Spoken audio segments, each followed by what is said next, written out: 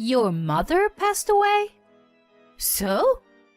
Haven't I told you last week that I got a big gathering with relatives here today? I was shocked by what my mother-in-law said. Well, I'm in the middle of her funeral right now. None of my business. Get here ASAP. I'm having once-a-year party, and I'm short-handed here. I was too hurt that I almost burst into tears. My mother passed away at a young age of 53.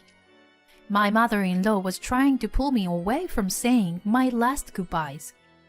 Her reason was just for the once-a-year party. But her voice on the phone sounded serious, like she hadn't said anything wrong. If I didn't comply with her, I shuddered to think what kind of harassment awaited me in the future. Suddenly, I'm on my way. I replied in a trembling voice and let my tears flow freely. My name is Wendy, 27 years old. My husband Paul and I just got married this year. He is a ceramic designer at a tableware brand. It was just a coincidence that he and I, who was an admin assistant, crossed the path. Paul happened to be free and brought a document that normally passed through the finance department to the admin office. That's how we met the first time. He is from a family of artists. His father, Tom, is a painter, and his sister and brother also work in an art-related field. I wondered if I would fit in well with such a family without having much of an artistic sense, but they welcomed me warmly. Well, not all of them to be exact. There is one person who is displeased with me for suddenly appearing and settling with her son. The person with resentment is Debbie, my mother-in-law. She's been especially fond of Paul, who is the most talented among her children. When he was still at university, she tried to control his future by interfering with his job search and even his dating life. She even tried to set up a marriage while he was still a student, which is hardcore. He thought she was a nuisance, so he rejected all her suggestions, get a job on his own, and decided to marry me. It's kind of a defiance against his mother. Given that, it's not difficult to imagine that she loathes me. Every time she and I meet, you came too, wearing another out of fashion. I'm ashamed to see my daughter-in-law walking around in public, looking like that. Oh God, Wendy, what makes you think you can just sit there and do nothing? She would make a sarcastic remark after another as much. If I try to help as I told, she complains about my every move and makes me feel so small. Fortunately, Paul and the rest of the family don't just watch it happen. My mom's treatment of you, it's so terrible. I'm going to the upcoming memorial services by myself. Whatever she says, I'll just make up something. I'm very sorry about my wife. She still carries the resentment about not being able to control Paul. I'll scold her too. But if she doesn't change, don't worry about coming here. Paul and my father-in-law Tom both look out for me and make arrangements so that she and I would have as little contact as possible. Minimal visits to in-laws. When I'm there, Paul never leaves my side to protect me from Debbie's sarcasm. From her point of view, that adds more oil to the fire. But since she's been warned by Tom and Paul, she couldn't say much to me. Seriously, you were so good at fooling Paul and Tom. So far, I've been able to escape her sarcastic attack with only a little remark.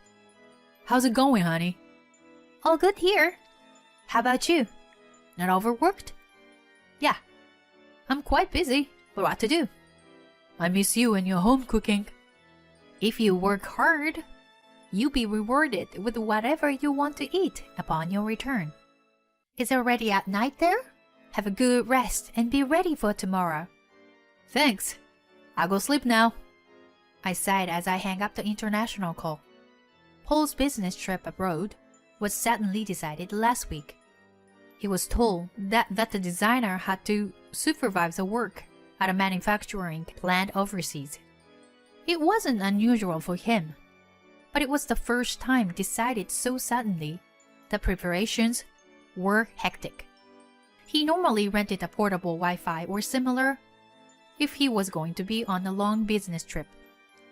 But this time, he was too rushed to get it done at the last minute. Until it was ready over there, the only time to contact him was when he had Wi-Fi in the hotel room. I was supposed to be alone for a while, so I planned to stretch my wings and visit my parents for the first time in a long time. Then my phone I just put away rang. Wondering if it was Paul again, I saw a strange number on the screen. Even though I was reluctant, I answered the call. My mother? It was from the hospital where my mother was taken to after the car accident. I can't remember exactly what happened after the call. When I arrived at the hospital in a rush, my mother was lying in the bed with so many tubes hooked on the machines. The doctors tried everything they could, but she passed away on the night of the accident. She had my brother and me at a young age, and after my father passed away, she raised us alone. She was only 53 years old. My older brother, who got there late, fell down on the floor in tears after seeing her corpse. The driver of the other vehicle got down on the floor and apologized frantically. No matter how much he did, she wasn't going to come back. I couldn't give him my forgiveness then, and just watched him in silence. After all the paperwork was done, my brother decided to be the chief mourner. She had never been a fan of big events in her life, so we thought she wouldn't have liked a grand funeral. We only called close relatives and friends and arranged a humble farewell.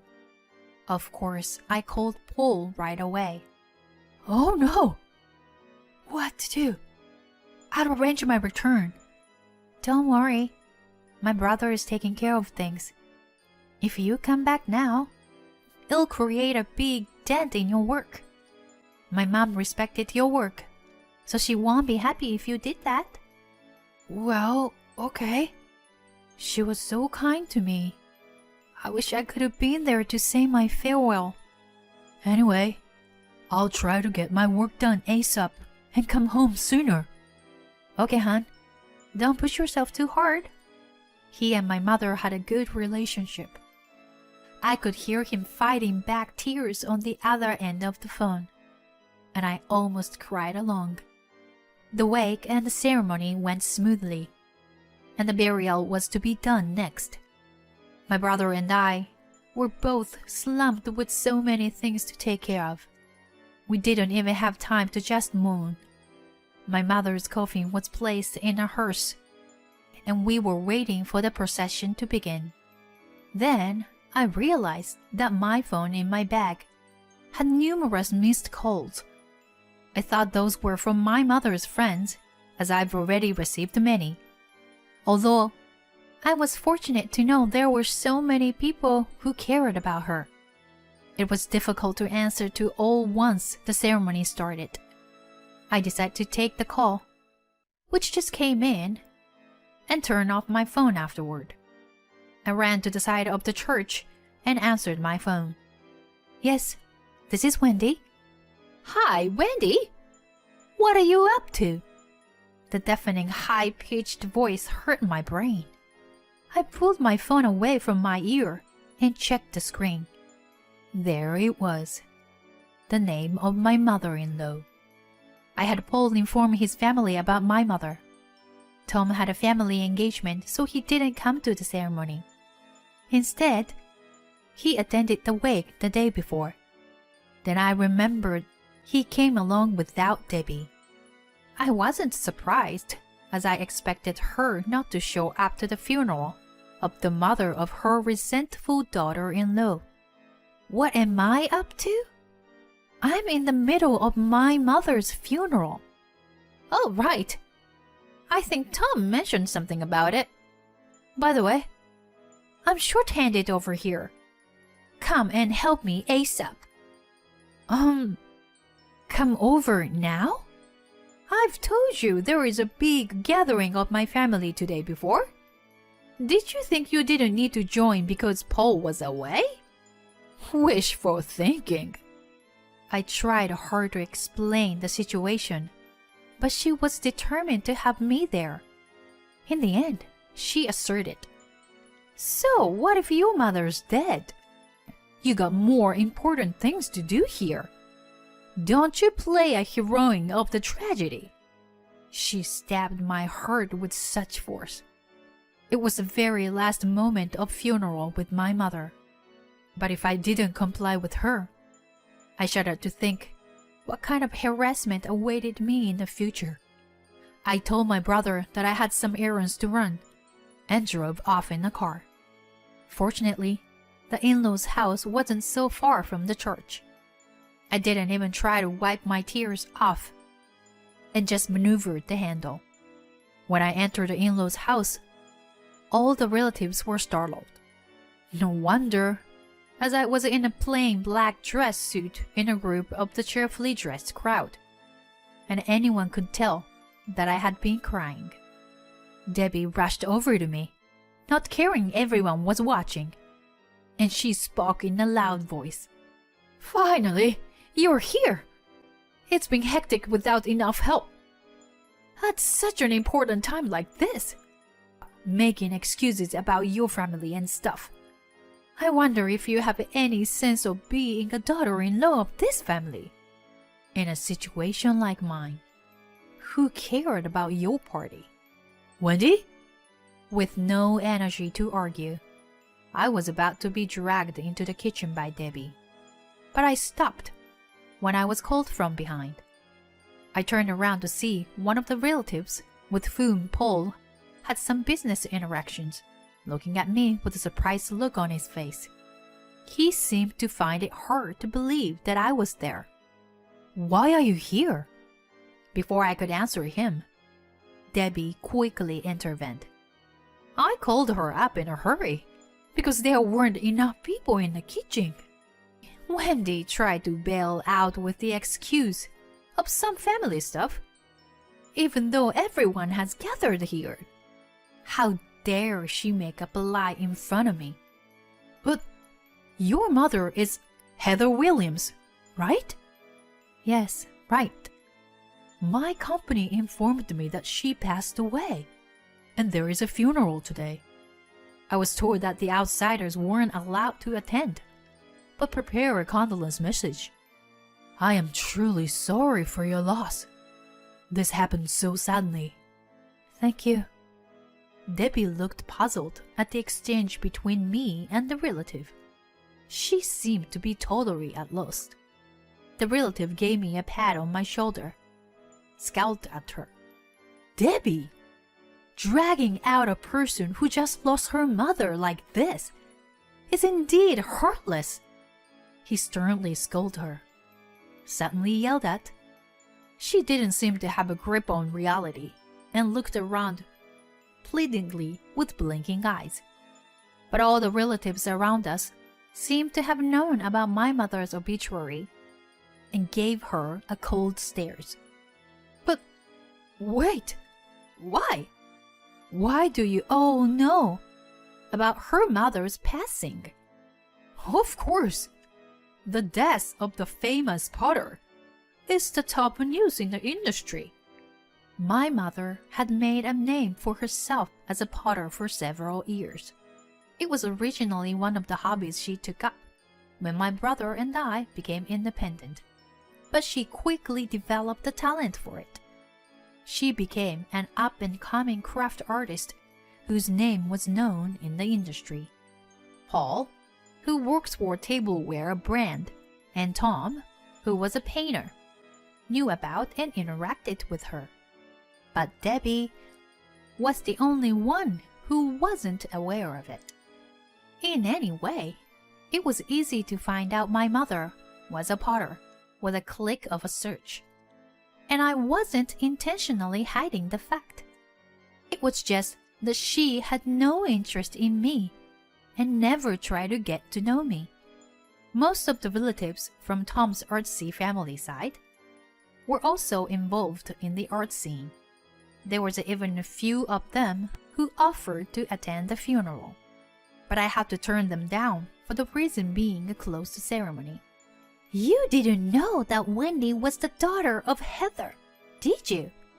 In any case, you were an awful mother-in-law. She's clearly grieving. Yet you forced her to come to this meaningless gathering. The buzzing relatives were all judgmental towards Debbie. No, I didn't mean. Debbie looked flustered. Tried to say something in her defense, but her words were all jumbled and incomprehensible. Hearing the commotion, Tom rushed towards us through the crowd. He looked startled at the sight of me, and then immediately glared at Debbie. Debbie, what have you done? No, Tom, I didn't. Wendy. Tom turned to me, ignoring Debbie's mumble, and said, You better go back to the funeral now.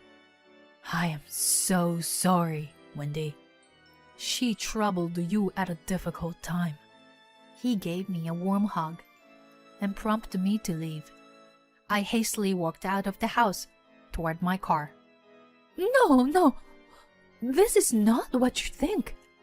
Please, listen. I heard Debbie's desperate scream coming out of the house, but I could care less at that point. I drove as fast as I could to the ceremony and was able to see my mother's coffin lowered into the ground. My brother was a little upset that I had left him alone to deal with everything, but I told him what really happened. What a pain in the butt! He was sympathetic and even seemed to be holding back his anger. A few days after the burial, Paul was able to finish his work and returned. We went to the gravesite to pray together. He deeply mourned my mother's passing, saying that he had respected her craftsmanship even before we met. Since the incident, Tom demanded a divorce from Debbie. He had been troubled by her, who tended to be vain and out of control, just because she was a wife of a famous artist. When he was shown the insane behavior of pulling me out of a funeral to help at her party, he became completely disgusted with her. Debbie, who quit her job after marrying Tom and had been living a comfortable life as a housewife, is baffled and is resisting the divorce. Paul says if it went to trial, she would have no chance. Debbie had spent a large sum of Tom's saving in vain, and he has kept all the bank settlements as proof. I wonder if she would be able to make ends meet on her own after living a comfortable life as a housewife. But I remind myself that there is no need for me to worry about her. Our plan, my sister and brother are planning to move, so my mom won't come and bother them. Wow, seriously? She's been a pain in the neck to everyone in her family. By the way, hon, if you don't mind, shall we move too? During the business trip, I was asked to work there. You mean in Paris? Yeah. I know it might be a lot of trouble for you, but I'm astounded by such a big suggestion. Relocating in Paris. It doesn't sound real to me. I have my mother's grave to take care of, and of course my work. So it's hard to decide right now, but sure, if you want to give it a try, I'll go along with you. I want to trust the person next to me. If my mother was here, she would push my back and say, "You go and take care of him." At his side, new life in a new environment. With this thought, I feel my gaze naturally look straight ahead. My mother's death was painful, and the series of events that followed was like a storm. By overcoming them, I will walk forward with Paul at my side.